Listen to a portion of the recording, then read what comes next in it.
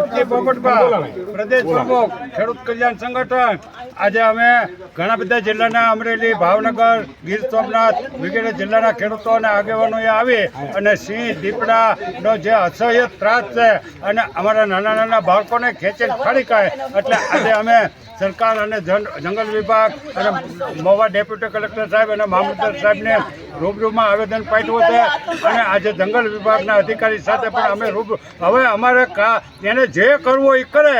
અમારા રેવન્યુ વિસ્તારમાં એનો સિંહ કે દીપડો રોજ કે ભૂંદડું હોવું ન જોવે. જંગલ ખાતાને જે કરવું એ કરે.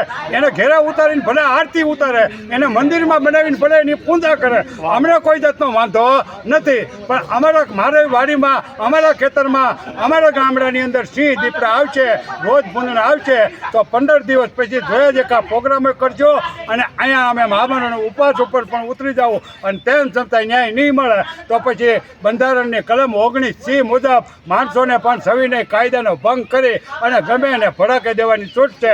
એનો અમે પાછો ઉપયોગ કરશું. એનું સરકાર અને જંગલ વિભાગ ગંભીરતાપૂર્વક સિંહ જો એશિયાઈ ટીક હોય તો એ હવને ઘેરે હવ બાંધે. ધારાસભ્યને ઘેરે 5-5 બાંધી દો, જંગલ ખાતાના અધિકારીને ઘેરે 2-2 બાંધી દો.